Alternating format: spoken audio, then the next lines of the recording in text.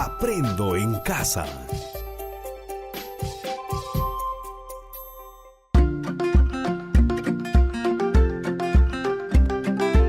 Queridos estudiantes, los invitamos a participar en el desarrollo de las sesiones de aprendizaje que hemos preparado para ustedes. Aprendo en casa.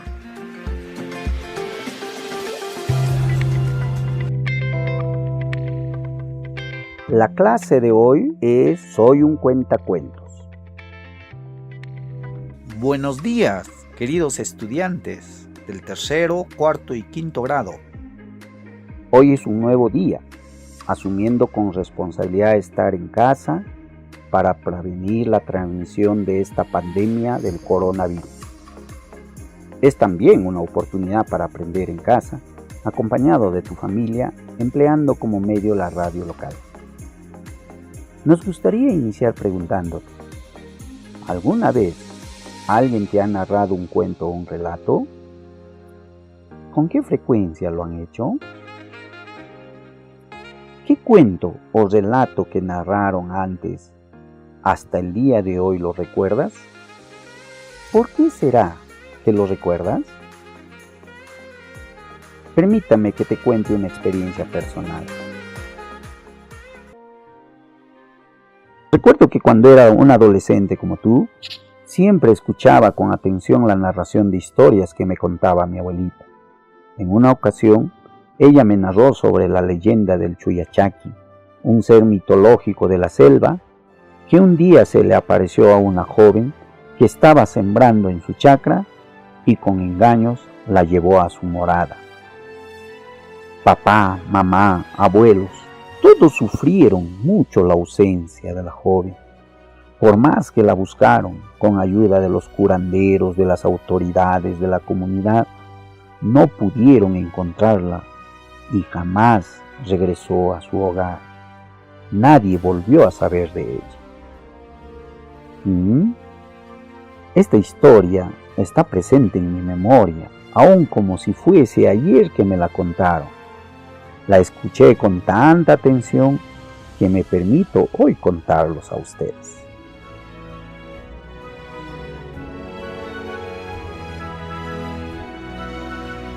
Ahora dialoguemos. ¿Por qué crees que esta historia quedó en mi memoria? ¿De qué forma habrá sido narrada para que llamara mucho mi atención? La respuesta a estas preguntas los encontré con el tiempo durante mis estudios en la universidad. El secreto está en saber contar y o narrar las historias. ¿Recuerdas algunos amigos que tenían esa habilidad? ¿En tu aula? ¿En tu barrio? No solo para narrar historias, sino también para contar chistes, adivinanzas, etc. Son habilidades que las personas van desarrollando a través de la experiencia. En esta oportunidad te vamos a invitar a escuchar el relato de una leyenda amazónica titulado El Fuego. Este relato es narrado por un cuentacuentos. Si lo escuchas con atención, podrás identificar detalles de cómo lo hace: estilo de voz, entonación de las palabras, velocidad, pausas, entre otros. Terminado de escuchar, podrás tú seleccionar un relato similar para que luego te conviertas también en un cuentacuentos y los narres a los miembros de tu familia que ahora están reunidos en casa. Lo debes hacer de tal manera que quienes te escuchen queden fascinados con la historia. Este será el reto de tu aprendizaje el día de hoy. Narrar un relato haciendo uso de esos recursos verbales y paraverbales que hemos mencionado en antes.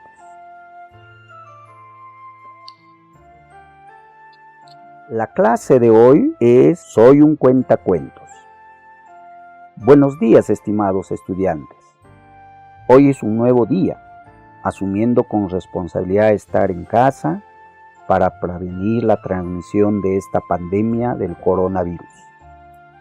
Es también una oportunidad para aprender en casa, acompañado de tu familia, empleando como medio la radio local. Nos gustaría iniciar preguntándote, ¿alguna vez alguien te ha narrado un cuento o un relato? ¿Con qué frecuencia lo han hecho?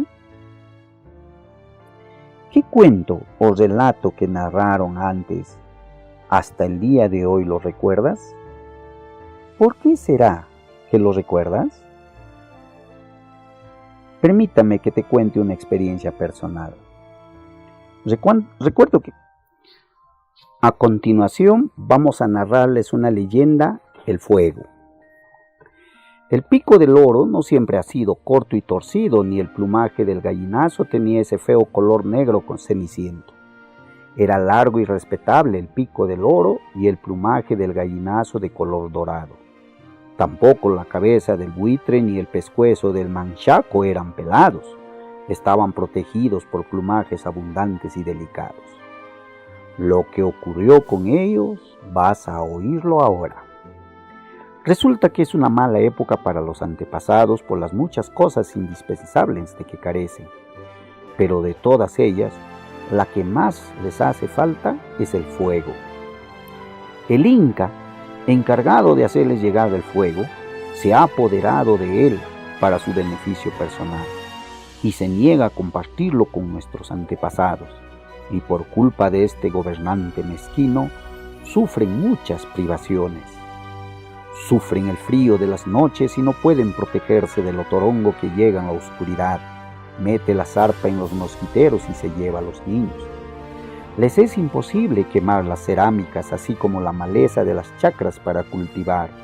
Están impedidos de confeccionar sus flechas y labrar sus canoas, ahuecando los troncos con el fuego. Y, lo peor de todo, se ven obligados a devorar crudos sus alimentos.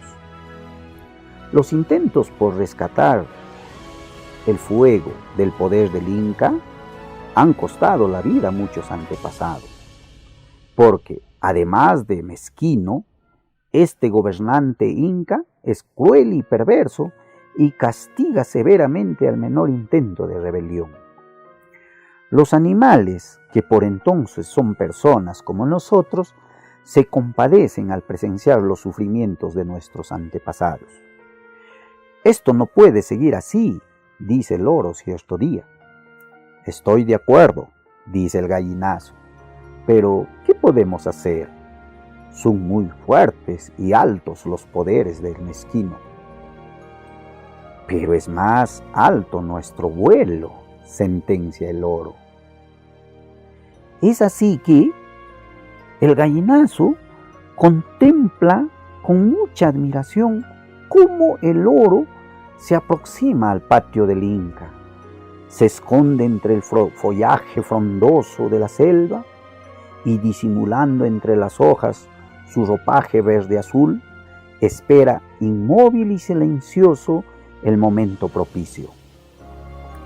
En el patio, la mujer del Inca se encuentra apartando el fogón de la hojarasca caída de los árboles, y el Inca vigila el fuego para evitar que se extinga. En un momento de distracción de ambos, vuela el loro hasta el fogón, atrapa entre su pico un tizón encendido y reanuda el vuelo. La mujer vocifera al descubrir al ladrón, y el Inca mezquino trata inútilmente de interceptar su fuga, armado de una rama. Es tan raudo el vuelo del loro que va dejando en el aire un reguero de chispas. El viento aviva el corazón rojo de la brasa y el loro soporta el tormento del fuego en el pico que va perdiendo su forma. Llega como puede a lo alto de un árbol seco y suelta la brasa en su copa. Su pico ha quedado completamente retorcido y el fuego devora ahora los brazos del árbol. Al ver que el árbol arde sin remedio, el Inca mezquino bate su tambor de piel de tapir, ordenando la presencia de la lluvia. Esta que dormita en su mosquitero de nubes, despierta el llamado del tambor y baja a ponerse a órdenes del gobernante. «Acaba con esa candela», le ordena el inco mezquino, y la lluvia se precipita sobre el árbol encendido a cumplir el mandato del amo. Viendo el gallinazo que la proeza del oro está en peligro, vuela al encuentro de la lluvia y se interpone entre ella y el árbol, con las alas extendidas. El rescoldo y el humo negro que despide el fuego van oscureciendo su plumaje dorado. No alcanzan, sin embargo, sus alas a proteger al fuego de la lluvia, y el buitre y el manchaco, que presenciaba la escena, hablan así: el enemigo los está venciendo. Tanto sacrificio de los hermanos para nada. Habrá que ayudarles, dice el manchaco, y vuelan a través de la lluvia y despliegan sus alas como un techo de plumas sobre el fuego. Ya no puede la lluvia apagar el fuego, pero las llamas queman el pescuezo del manchaco y la nuca del buitre, privándolos de plumas. El fuego avanza envolviendo al tronco del árbol como una serpiente ante la impotencia de la lluvia y la desesperación del inca mezquino. Y cuando llega a las raíces, el árbol se desploma con estrépito y el fuego se derrama por toda la floresta. Desde ese momento cambia la existencia de nuestros antepasados. Ya pueden hacer fogones para cocinar sus alimentos y preparar las medicinas, fogatas para abrigarse en las noches frías y ahuyentar a los otorongos y boas, pequeños fuegos para elaborar las canoas y flechas y grandes fuegos para quemar las chacras, hornos para las cerámicas y antorchas para alumbrarse en las noches sin luna. El oro, el gallinazo, el buitre y el manchaco quedaron para siempre con las marcas de su atrevimiento. De ellos aprendimos que los padecimientos no tienen importancia cuando se trata de corregir una injusticia.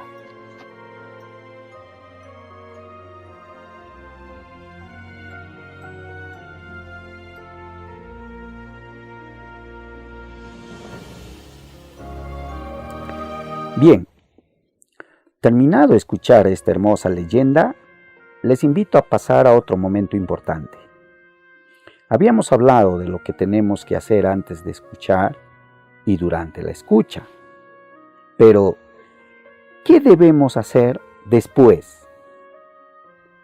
Luego de haber escuchado con atención este relato y haber tomado nota en tu cuaderno de los hechos que más llamaron tu atención, ya podemos dialogar acerca de la lectura. Por ejemplo, ¿podrías decirme cómo fue narrada la historia por el cuentacuentos? Recuerda, cuentacuentos es una persona que narra oralmente cuentos, relatos, historias. Para ello, hace uso de varios recursos. Uno de ellos son los recursos verbales, que es el lenguaje oral, ¿no? La forma como expresa los cuentos. Otro recurso que utiliza son los no verbales. Entre ellos están los gestos, movimientos corporales, su creatividad al narrar la historia ante un público determinado. Y también utiliza recursos paraverbales, como la entonación e inflexiones de la voz, distancias, velocidad a la que habla, pausas que debe realizar. Es decir, todos esos recursos le permite a este cuentacuentos lograr su propósito al momento de narrar o contar una historia. Ahora, seguimos conversando. ¿Qué recursos paraverbales has identificado en la narración? Te sugiero que escribes esa respuesta en tu cuaderno. Luego, dialoga con uno de tus familiares, un hermano, hermana, mamá, papá, abuelo, abuela, el quien esté cerca a ti, y dialoga con él a partir de estas preguntas. ¿Cuál fue el momento más emocionante de esta narración? ¿Qué actitudes has puesto en práctica al escuchar la narración? ¿De qué manera narró la historia el cuentacuentos? ¿Cómo fue el tono y volumen de la voz del cuentacuentos?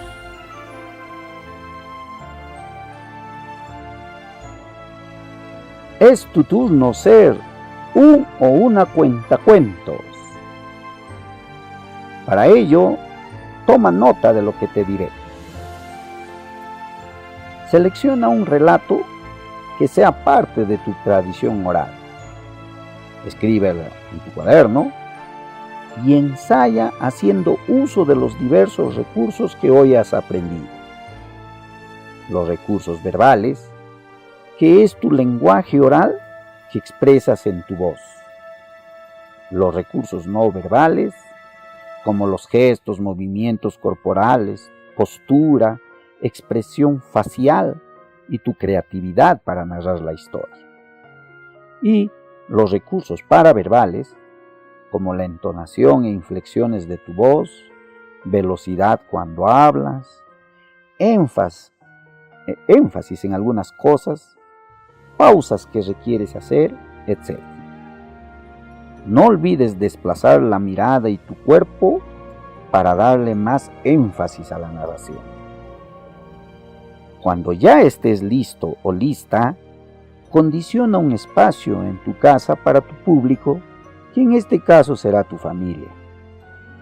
Reúneles, invítales y nárrales la historia que has seleccionado con tus propias palabras y con tu creatividad. Te recomiendo usar elementos como una vestimenta o un sombrero, entre otros, que ayuden a enfatizar el relato. Una vez que hayas cumplido el reto, escribe tu experiencia como cuentacuentos en tu cuaderno y desarrolla las siguientes preguntas que te van a ayudar para tu registro. ¿Qué pasos seguiste para cumplir el reto? ¿Qué recursos no verbales y paraverbales has usado mientras narrabas? ¿Cómo te has sentido al momento de narrar?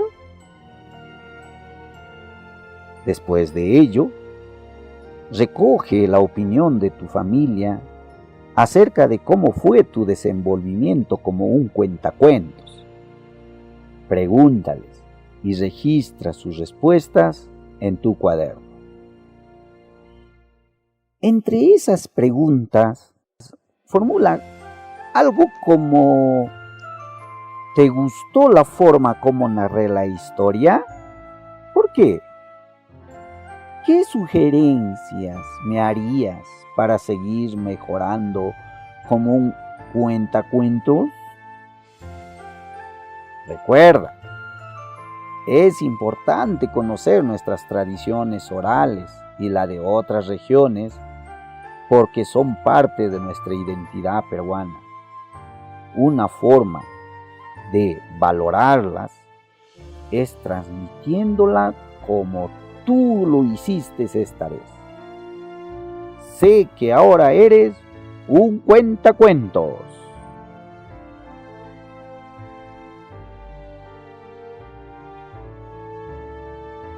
Hasta nuestro próximo encuentro. Y recuerda, querido amigo estudiante, seguir en casa como el único medio de combatir a este enemigo en común que en estas épocas nos viene azotando, el COVID-19. Muchas gracias.